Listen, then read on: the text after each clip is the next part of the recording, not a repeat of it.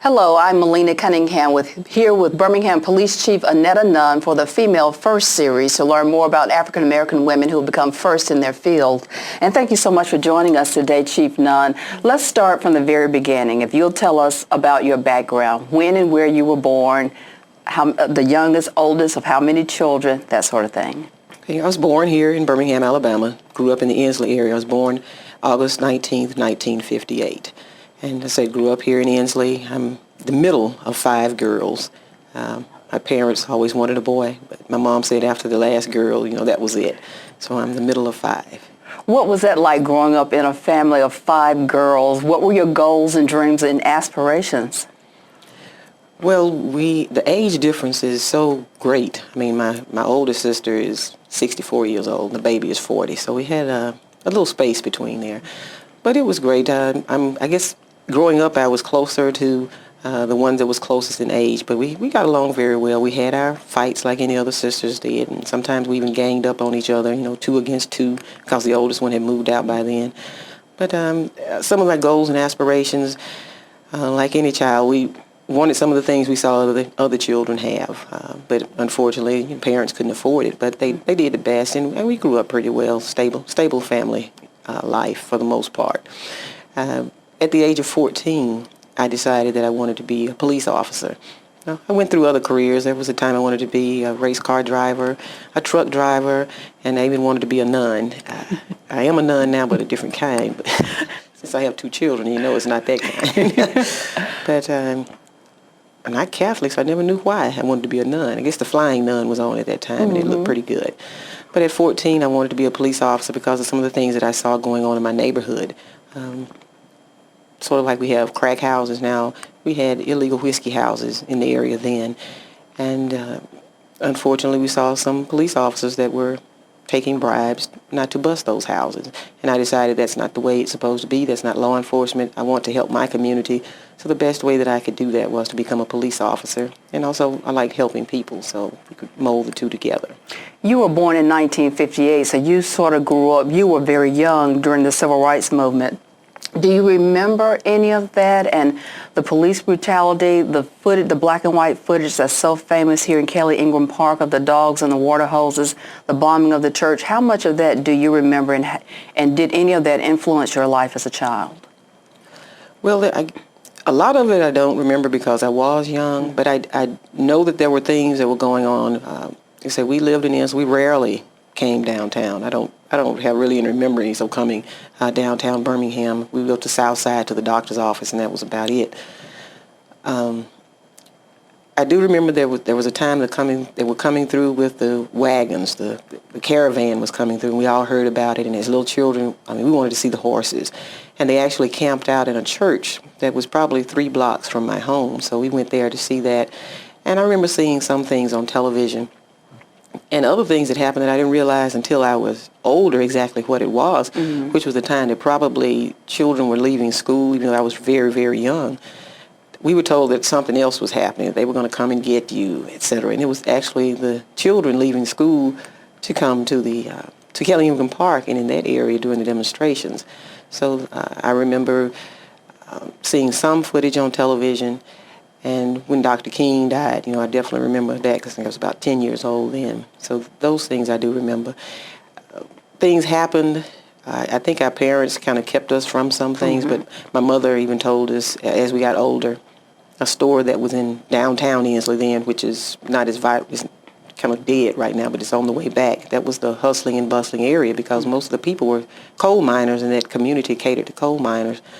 And being very fair complexion, my sister was too. My mother was there in one of the department stores shopping, and she had walked away from my sister, and she was there playing with a little young white child, and they were playing together.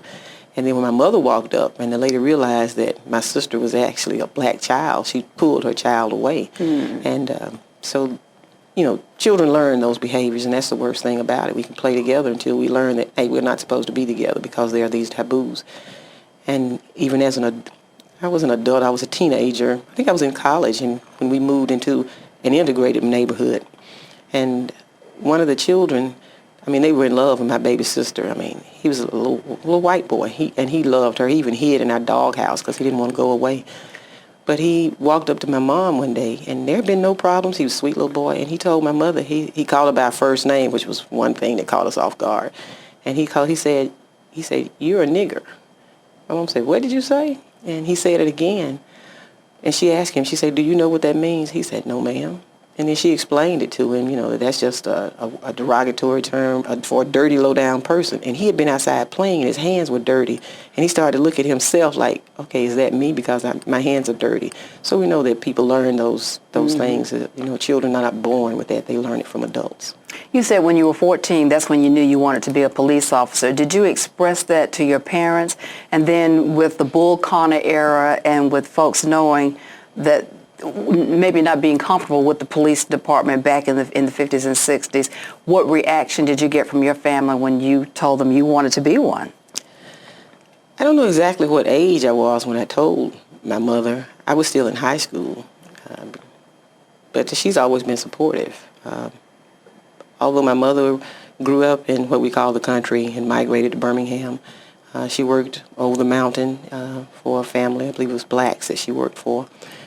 That family, but she never taught us prejudice. She never taught us racial hatred or anything like that. She always taught us that to treat people like you want to be treated. You could achieve whatever goals that you wanted to achieve as long as you worked hard and believed in yourself and kept God first. So when I wanted to be a police officer, I received her blessings. I knew it worried her, probably, but she never communicated that. I knew I was in her prayers, and to this day, she's always been supportive. So by the time you were 14 or in high school, that would have been the early 70s. Were there women in the Birmingham Police Department at that time? Do you know? I think the first ones may have been coming in, but they were like meter maids or working in juvenile services, which most departments, when they first started accepting women, that's where they were. They weren't in patrol. So in the early 70s, I believe that's when women started to come in.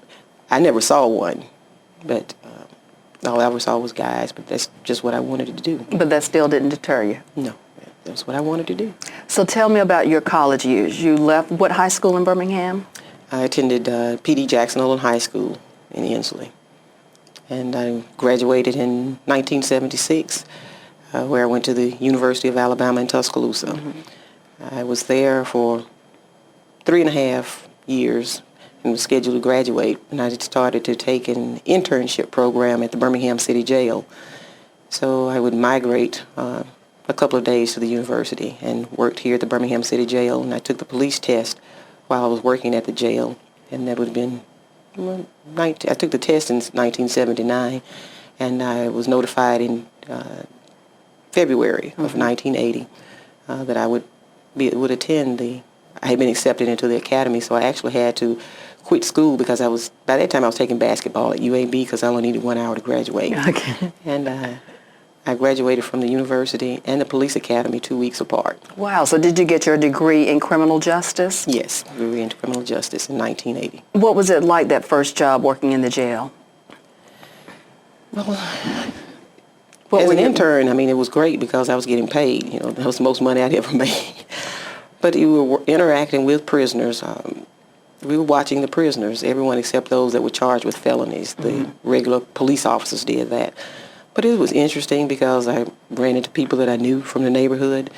One of the things you had to notice that you treat people like you wanted to be. Some were there, and they definitely needed to be there. Some were there through mistakes. But at that time, they had GED programs going in the jail, and there were some that were struggling with their studies. So we would offer assistance to them and then place them back in their cells. And I always tried to treat people like I wanted to be treated, as humanely as possible, and that's paid off in the long run because we can't remember everybody we interacted with at the jail, but I have run into individuals that were in jail on the street. And they'll come up to me and they'll say, "Well, I was in jail." I say, "You were?" I say, "How did I treat you?" Say, "Well." I say, "Okay, good," because you never know who you're going to run up on. Exactly. So when you finished the police academy, was that about 1980? Yes. Were you in a class with other black female officer candidates? Yes, we were actually hired. City of Birmingham was under a consent decree, and actually still under a consent decree. I guess we'll come from under it soon, to hire more minorities. So I always tell people I fit 2 categories. My class we started out with 9 people, and we ended up with 7. There were 4 women and 3 men. I believe it was 4 African Americans in that class. As I say, I fit 2 categories, and I tell people now I do believe in affirmative action. It's not lowering any standards. It's just making sure that you're qualified, that you can achieve those goals and get in. And after that, when I was promoted to sergeant, I guess I was one of the youngest people to ever be promoted. 3 years within the job, I was promoted to sergeant. And there was a lawsuit filed by the Fraternal Order of Police on behalf of one of their members, because it said that we were only promoted because we were minorities and because of African Americans, that we were not qualified. We had to give depositions, and it's one of the things I tell young people now. You think you have time to play around when you're in school with your grades, but you don't know where they're going to show up, because those records were entered into the depositions because, in fact, they were trying to prove that we were not qualified, didn't have the education, etc. But in the end, it was proven that we were overqualified for the position because we all had college degrees, had done well in school, etc. How did that make you feel to have that challenge, your background, your credibility, your abilities challenged, and to say that you were only given the job or promoted because you were African American? Well, it makes you angry because you know that you are qualified, that you have a sincere desire for this position, and nobody knows everything. So I know that I was young in the department. There's still things that I had to learn. I mean, there's still things that I'm learning now. But I knew that I was just as qualified as anyone else. And to say that I was only given a position because of my race or because I was a woman, I mean, it's a slap in the face. So you would have been promoted to sergeant, what, about 1983, 1984? And how old were you then? Should have been about 24, I believe. Yeah. What was it like to have, I'm sure there were some older men, particularly older white men, under your command. How were you able to get their respect and be treated as a sergeant and not as a woman? Well, even during a promotional interview, that was one of the questions that one of the supervisors asked. How would I handle, would I have a problem working with men who were older, more experienced? I said, I wouldn't have a problem. They might have a problem, but I wouldn't. I was going to do what needed to be done. And there were those who would try to trick you because they knew I was young, bring up situations that they already knew the answer to see how you would handle it. But I will say that one of my greatest supporters during my first promotion was a white sergeant that had normally worked the internal affairs unit, which most officers hate. You know, they don't like you work internal affairs because that's their job, investigating police. Sergeant Harry Yeager. He knew some of these things were going on, and he went to them and told them, you know, you don't do things like that. And if he saw that there was something that I could improve on, he would tell me. So he was one of my greatest supporters. You know, we often hear in the police department there's a good old boys network, and a lot of times the female officers and even the higher ups may be sexually harassed. Did you have to deal with any of that in the department, and how did you handle it if you did? And sexual harassment is of course there were things going on because there weren't many women, but my training officer, who happened to be a black male, he's one of the deputy chiefs now, Jerry Todd. He told me on the training car, he said, you young black female, he said, people are going to approach you. And he didn't say sexually, we knew what he was talking about. He said, they're going to approach you. He said, and how you handle that first encounter will determine what you have to deal with within this department. Shortly after I was released from the training car and I can now ride with other officers or ride by myself, I was riding with another officer who happened to be a white male. And he said, we could go up to the water tower and do something. The water tower was an area on a beat where there was a storage tank, a water storage tank. It was secluded. We would have to drive up and check for people who parked. And people like to go up there and have sex. So we'd have to patrol that. And he said, we could go up there and maybe do something. I said, yes, we can go up there, but only one of us will come back because I'll shoot you if I have to. And nobody ever approached me after that. So I'm sure they spread the word.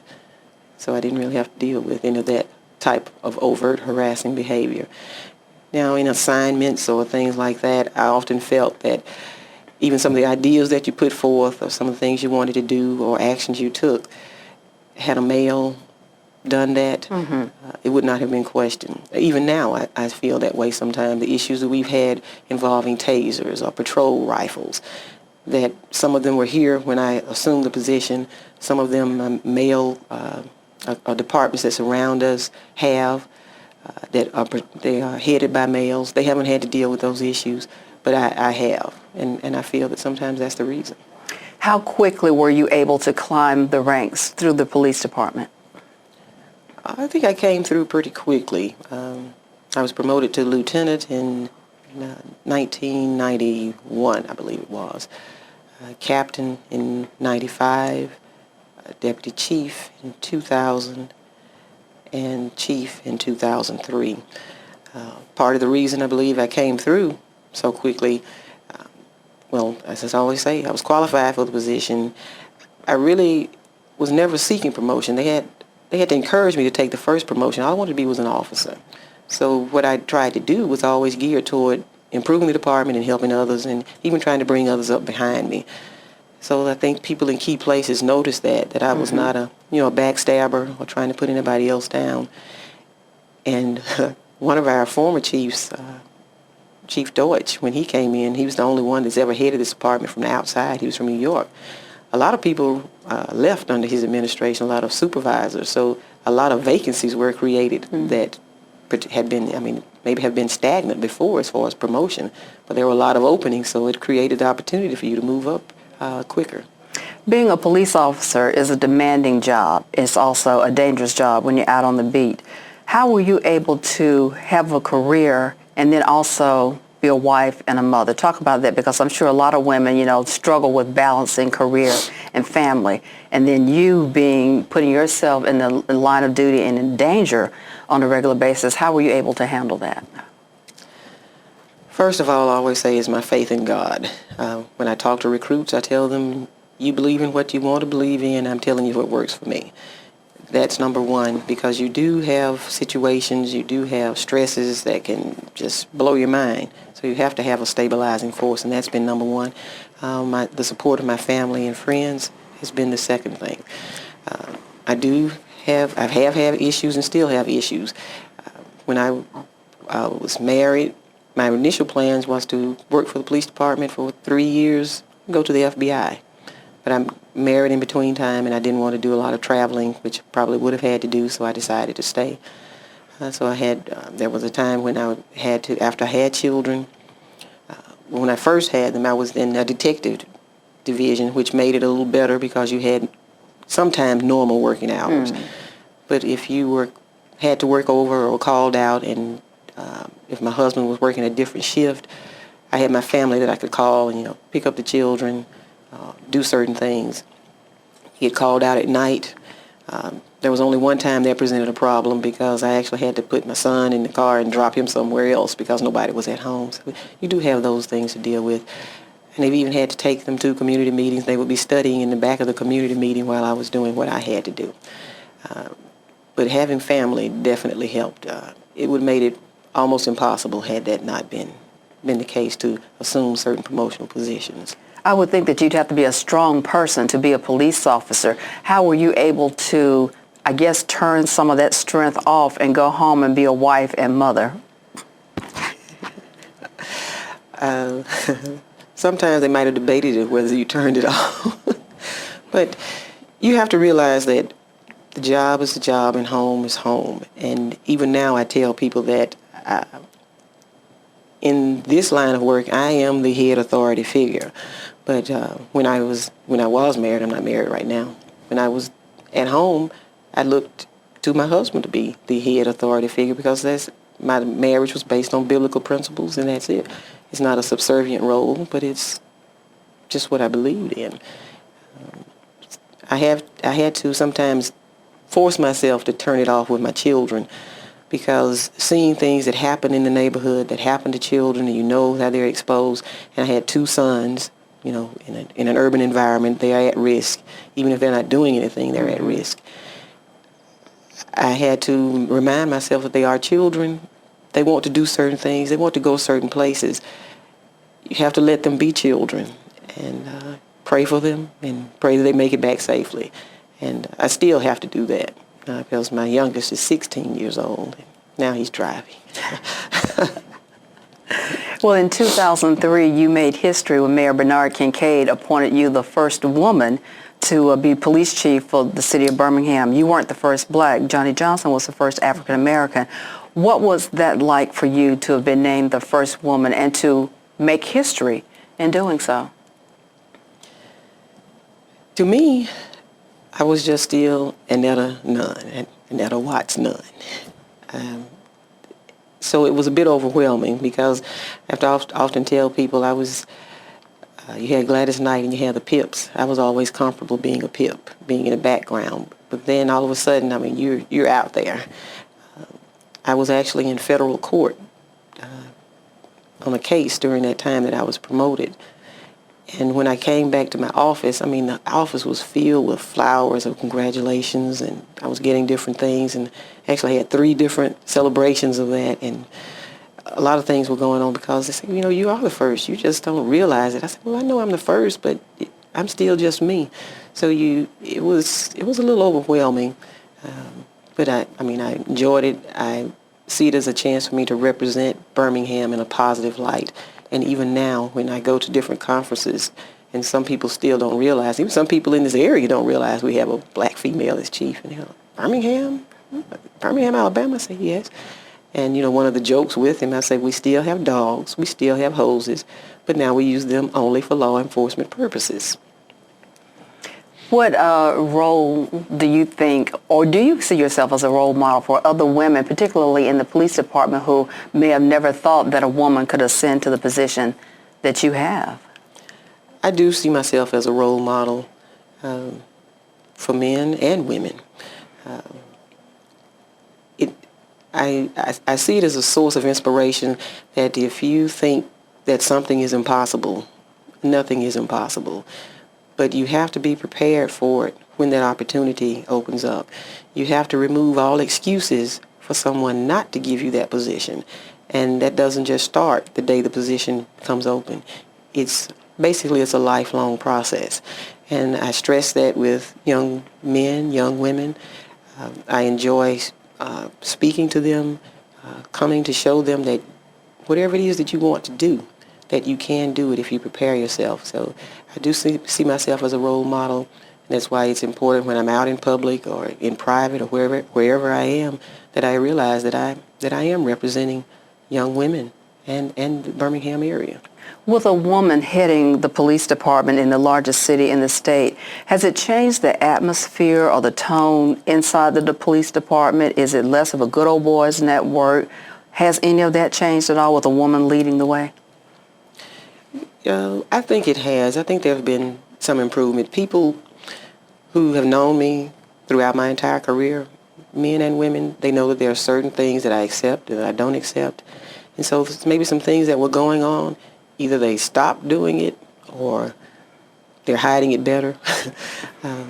So I think that has changed. Even the disciplinary process, that was one of the biggest gripes when I came in, that it was unfair in that some people were treated differently based on who you know.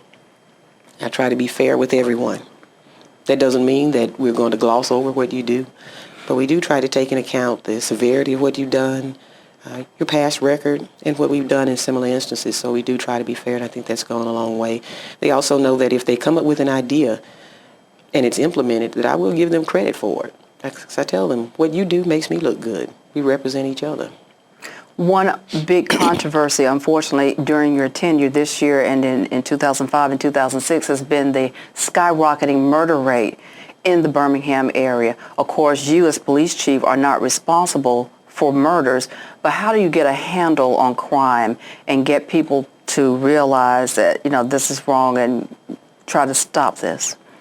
That has and still is one of our biggest challenges.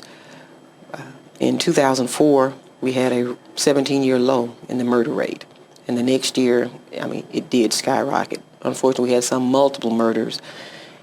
And what we have done is try to look at some of the common themes in the environment or the person's background that were murdered. We actually did a prevention type bookmark that we hand out at different events, showing people that if they follow certain tips in a prevention mode, that your chance or the likelihood of you being a victim of a crime, any crime, especially homicide, lessens. If you're not involved in drug activity, associating with people involved in drugs, you know your domestic partner, those you interact with, do they have a temper? You're hanging out in areas that are known to be drug areas or high crime areas where we do a lot of enforcement, then your chances of becoming a victim escalate. But if you are avoiding those type of activities, then it decreases, and we can usually show them that that's what's happening. And unfortunately, still not listening to it. So that's one of our biggest challenges. So we're beginning to work, seeking to work on a new campaign to make it even more public, to get that information out where people will see it on a continuous basis. And when we speak on it, we do it, and hopefully even to put it on the website. And just as you do preventing fires, with the fire alarms, it's the same way. This is an alarm. Avoid, if you see these things going on, you need to avoid those and make them more aware. How does it make you feel as a person knowing that this is your city, this is where you grew up, and you've seen a major change in the city during your lifetime and particularly in your tenure in the police department? How does that make you feel? It makes me feel great that we have made a change. When I go to some conferences, people ask us, they talk about diversity. We even get surveys coming to the department about diversity in the department, but they're looking for African Americans as a diversity. I say, I don't have that problem. I said, I need to get more white females in the department. That's my minority. So it makes me glad that we have changed, but some of the things that I've seen come along with the changes, not only within our department, within our community, it saddens me, because we are one of the most important sites. Even though we didn't get a stamp, we are one of the most important events that happened during the Civil Rights Movement, and the people that died for the freedoms that we have, and we don't take advantage of it. We live in communities that once we couldn't live in, and now we trash them. We attend schools that we once couldn't attend, and we destroy them. There are job opportunities that are available that once we could not apply for, yet we fail to prepare for them. And I know people say, well, poverty leads to this.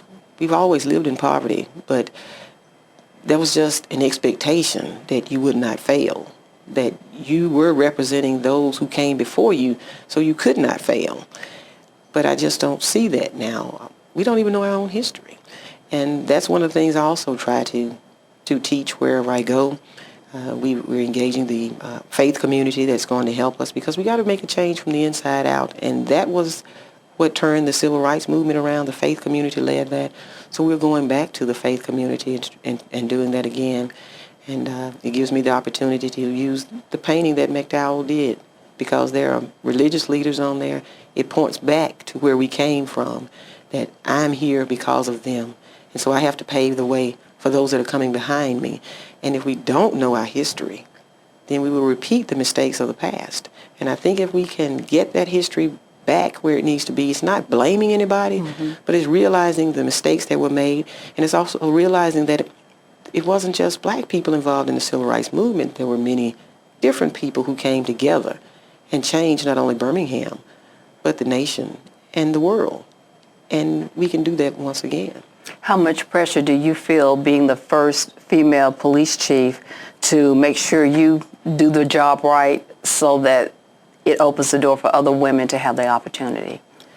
Well, I felt a lot of pressure coming in. And not only myself, but I spoke with Chief Ella Cummings, who's the chief in Detroit. We were at a women's conference in Los Angeles, and this was the same thing that she said, that our greatest pressure we felt coming into office was that no matter what happened, if it would have happened, no matter who was in office, whether male or female, that we would be blamed because we were females. It wouldn't have happened if you didn't have a female in there. So that was our primary concern. Second concerns, which not only affecting us, but male chiefs as well, is the economy, the way the economy is going right now. A lot of the funding is going toward homeland security that used to come to local law enforcement to fight on the home front. And one of our former Secretary Generals said at a conference, the home front is not safe until the community is safe. And so as those resources are taken away, we see things starting to happen. Our personnel being deployed, we have staffing shortages, and that's making it even worse. So these are some trying times for law enforcement across the nation. Think back to 1980 when you had that internship at the Birmingham jail. Could you have ever imagined, or did you ever imagine then, that you would one day be running the entire department? I never imagined it, never thought about it, never even wanted it. As I said, I was encouraged to take my first promotional exam, and I got to where I liked. I said, I like this, telling other people what to do, so I started to take others. But I never envisioned myself as being the chief of police. I'm grateful to God that I am here because I feel that he put me here, and I'll be here until he's ready for me to leave, whenever that is. And when I'm not in this position, I'll still be working to improve my community wherever I am. And hopefully it opens the way for others that will come behind me, even if they don't want to be chief, to at least open their mind to think that I can do this. Even if I don't want to, I can do this. What legacy would you like to leave behind as having been the first African-American woman police chief of the largest city in Alabama? What do you want people to have known about you or remembered about what you did in that position? Well, I've always asked, one of my prayers is that when I go out, I want to go out on a good note. I want to leave things better than they were when I came. And I think within the department, that has happened.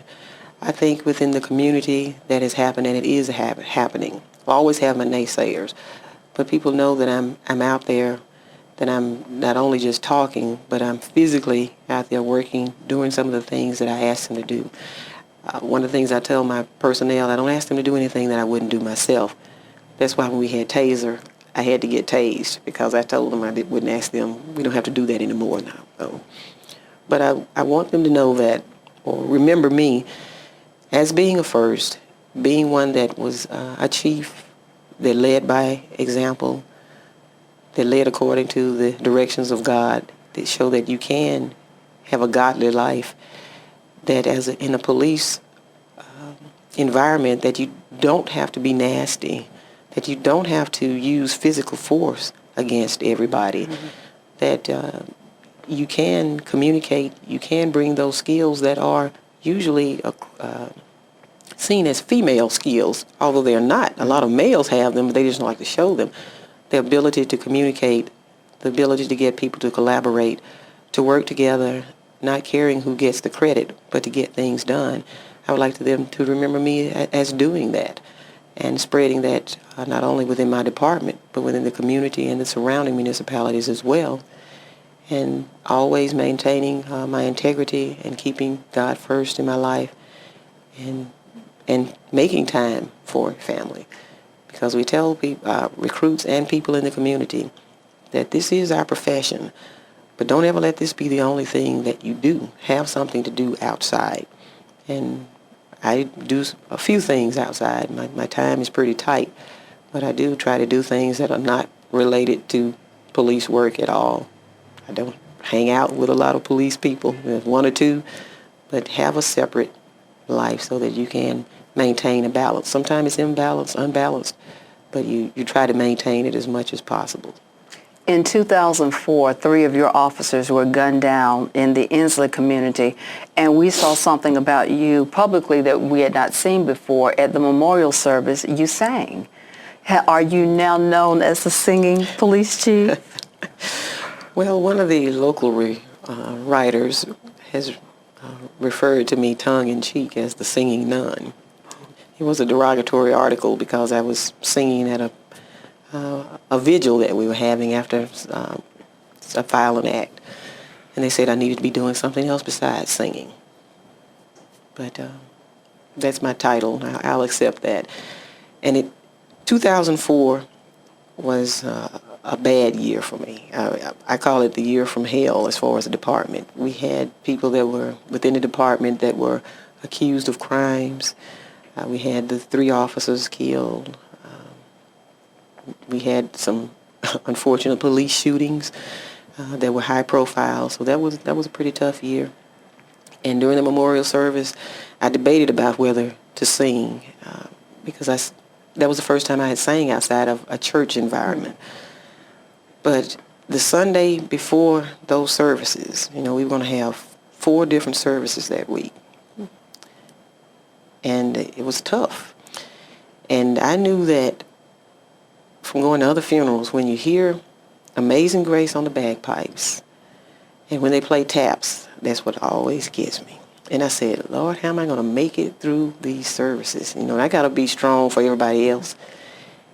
And that Sunday at church, I sang The Center of My Joy by Richard Smallwood. And it was like a quickening, I would say, of my spirit. I just felt stronger. I said, I've got the Spirit now, the Holy Spirit. I can make it through this.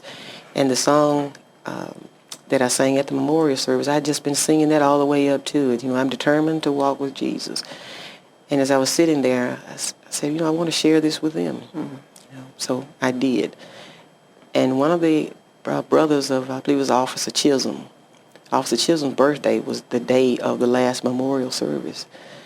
And his brother came up to me afterwards. He said, we buried my brother yesterday. He said, but this day was a better day for me.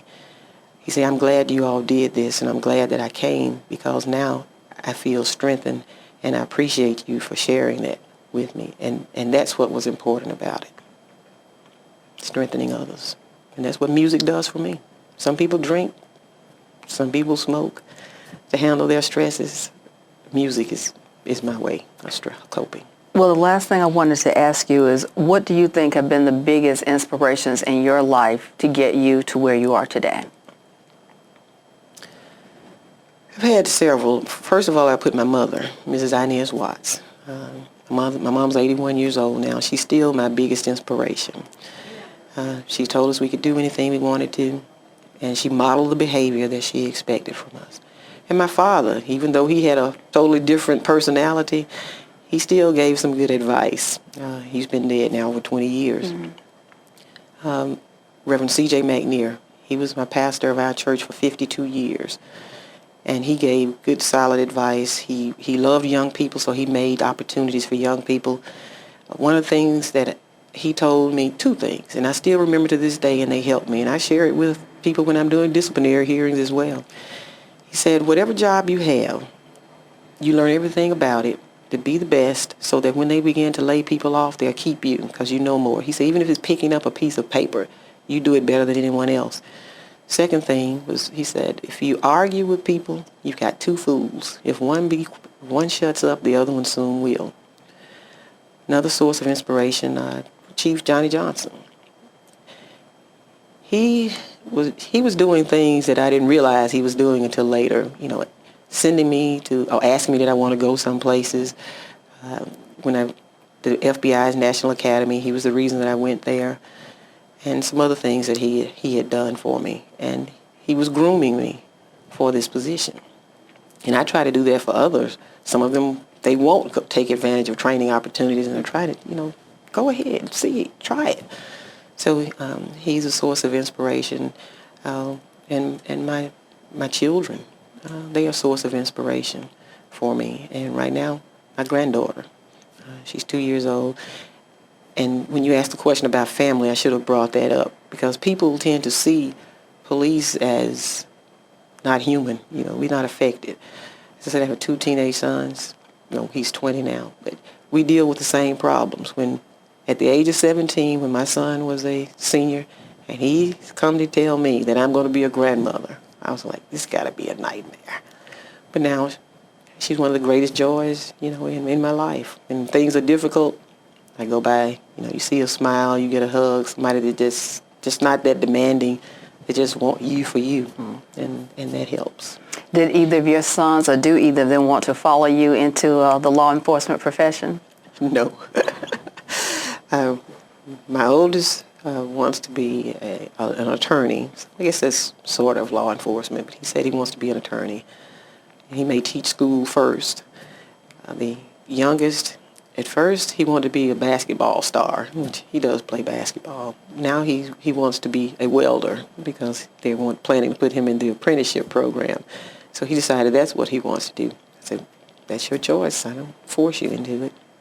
But hopefully we'll have some that want to be law enforcement officers in the future. Can you see your granddaughter one day being a female police chief of Birmingham? With the outgoing personality that she has right now, I can see her being anything that she wants to be. Would you like to see her follow in grandmother's footsteps?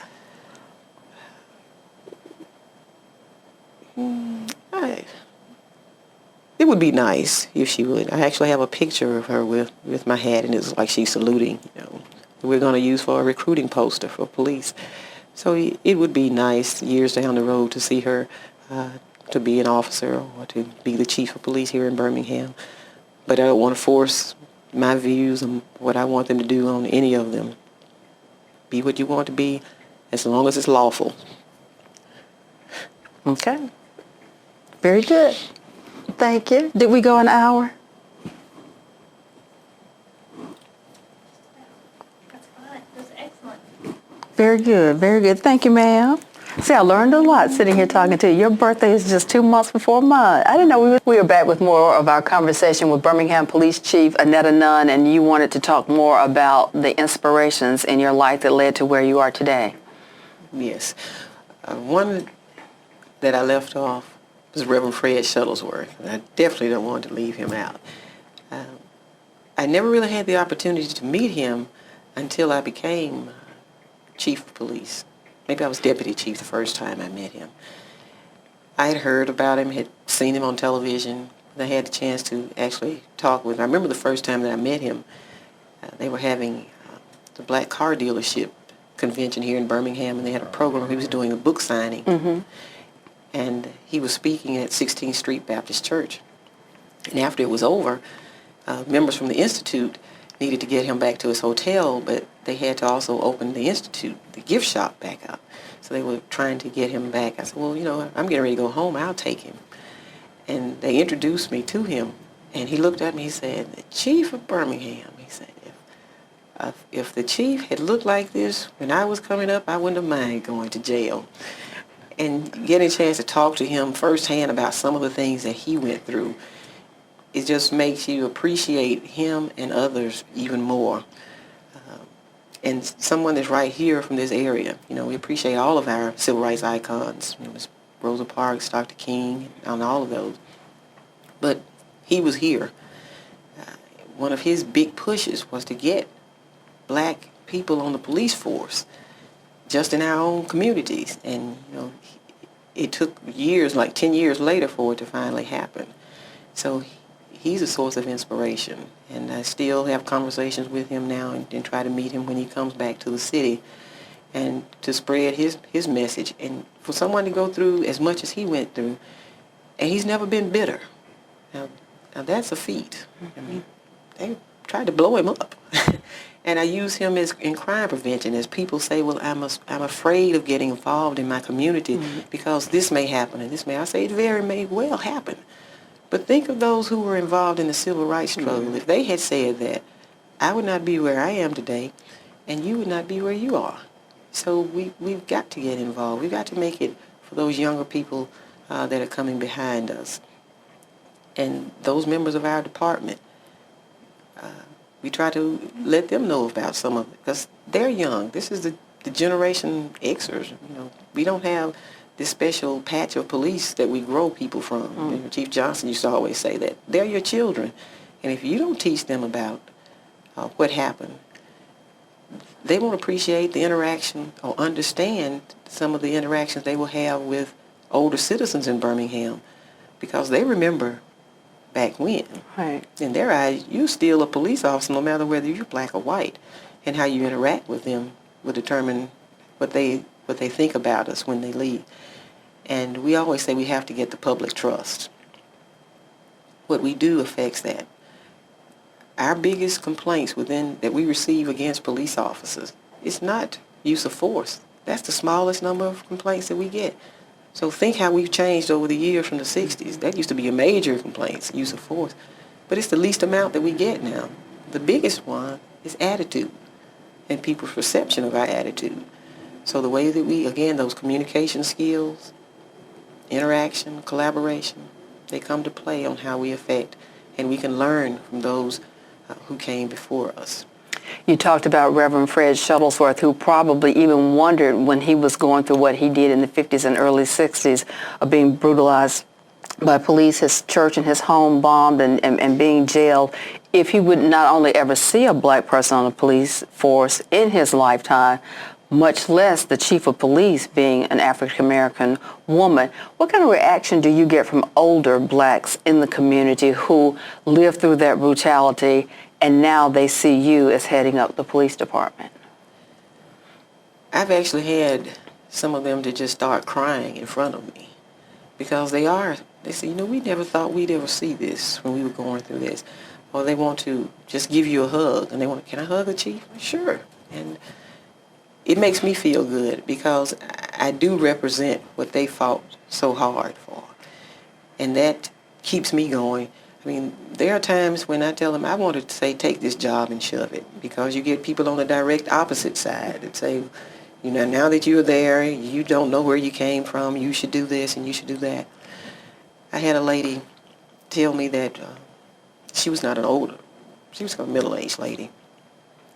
And she was saying, well, if some of police officers' relatives were killed, maybe you all would react differently to violence, and maybe you could then figure out how to stop it.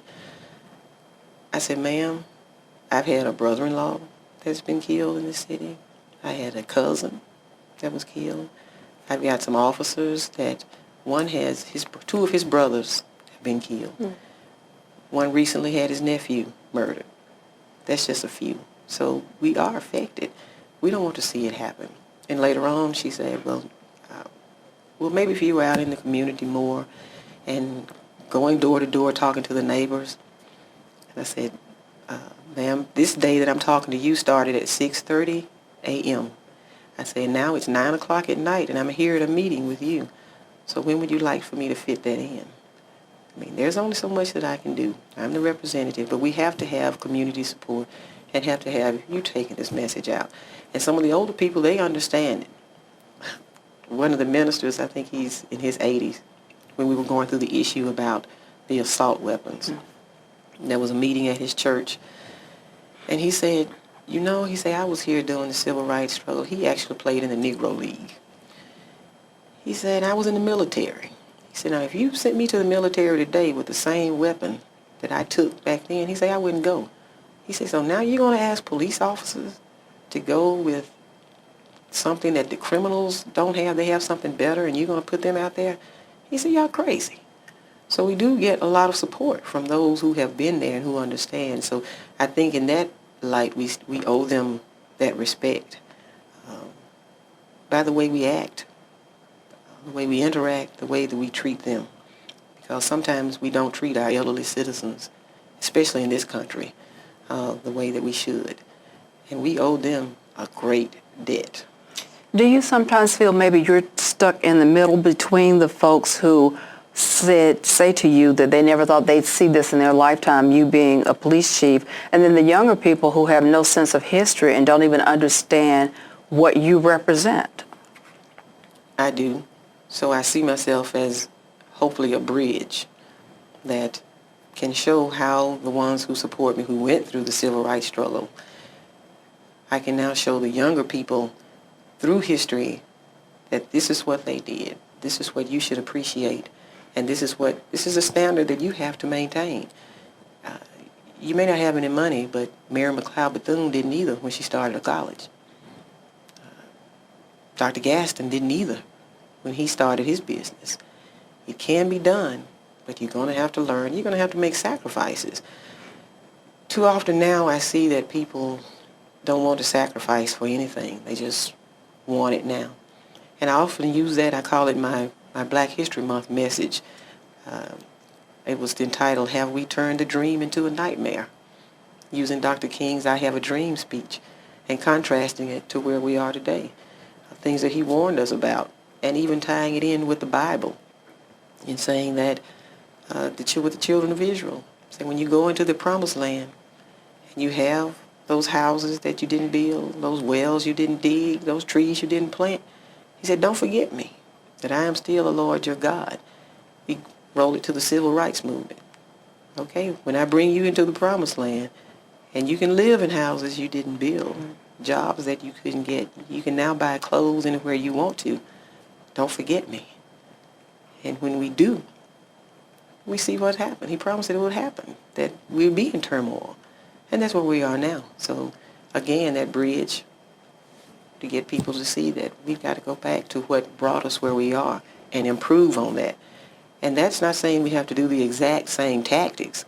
We've got to allow our young people to do the things that they do today. Too often we want to do the same thing over and over, and they get bored with that. They're into technology. Let them use that technology to bridge the gap, to bring our history forward, to improve on it. Or if there's a new method of doing something, let them have a shot at it. Let's say as long as it's not illegal, immoral, or unethical, let them have a shot at it and get them on board. And I think one of the main complaints they say is that nobody listens to us.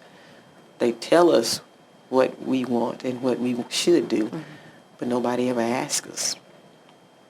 And you ask them, they will definitely tell you. Okay. Thank you very much. You're welcome.